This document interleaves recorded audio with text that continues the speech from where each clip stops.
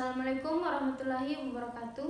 Perkenalkan, nama saya Sri Rahayu Ningsih, Program Studi Pendidikan Guru Sekolah Dasar, Fakultas Keguruan dan Ilmu Pendidikan, Universitas Muhammadiyah Makassar. Kali ini saya akan melakukan praktikum menyusun rantai makanan dan jaring-jaring makanan. Tetapi sebelum itu, saya akan memberikan penjelasan mengenai pengertian rantai makanan dan jaring-jaring makanan.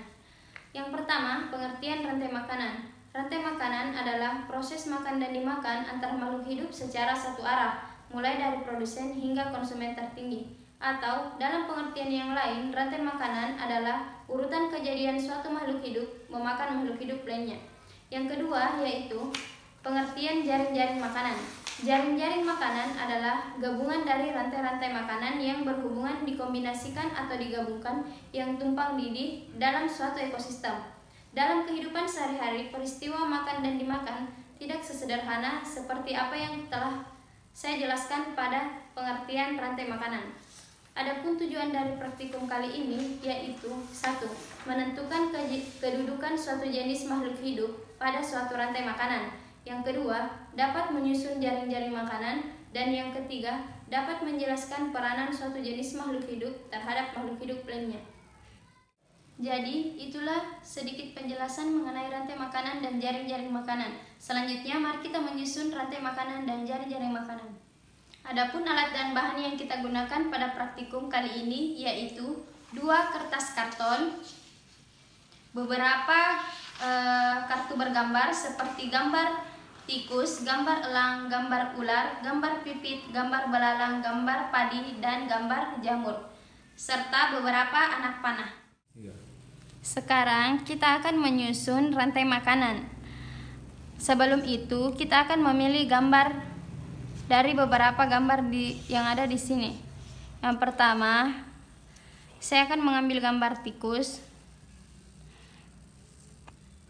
Dan yang kedua, gambar padi. Kemudian gambar jamur. Setelah itu gambar burung elang. Dan yang terakhir gambar ular. Setelah mengambil beberapa gambar, sekarang kita akan menentukan arah anak panah. Di sini padi dimakan oleh tikus. Kemudian tikus dimakan oleh ular. Lalu ular dimakan oleh burung elang. Dan burung elang diuraikan oleh jamur. Jadi di sini padi sebagai produsen, tikus sebagai konsumen pertama, ular sebagai konsumen kedua,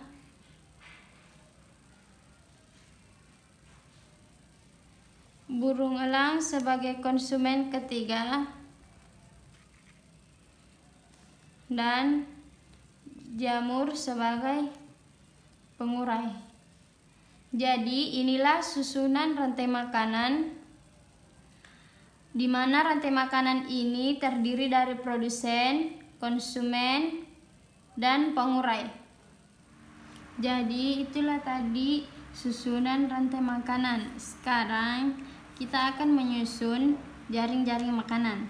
Alat dan bahan yang digunakan pada penyusunan jaring-jaring makanan sama dengan alat dan bahan yang digunakan pada penyusunan rantai makanan.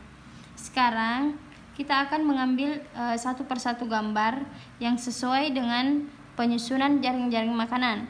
Yang pertama, saya akan mengambil gambar tikus.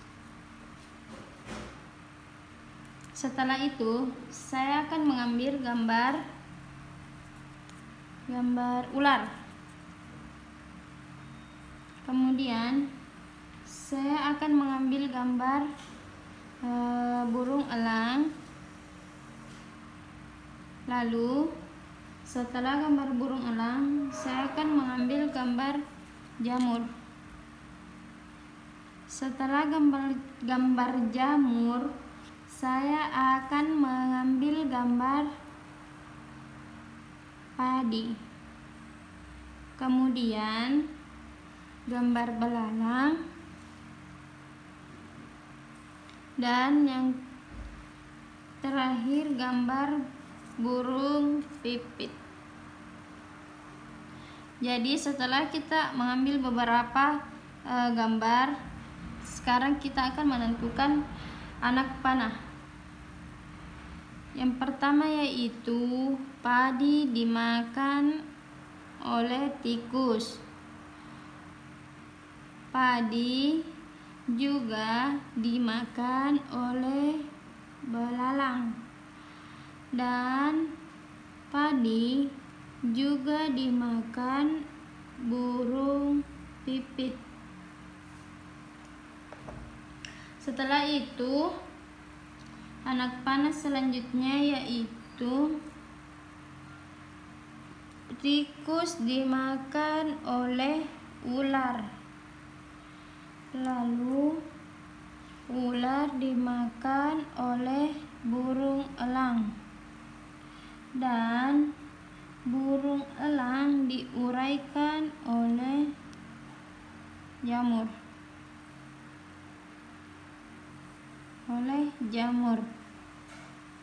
Kemudian belalang dimakan oleh burung pipit. Dan burung pipit dimakan oleh belalang.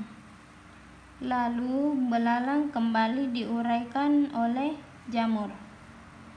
Selanjutnya yaitu tikus dimakan oleh burung elang, dan burung elang kembali diuraikan oleh jamur.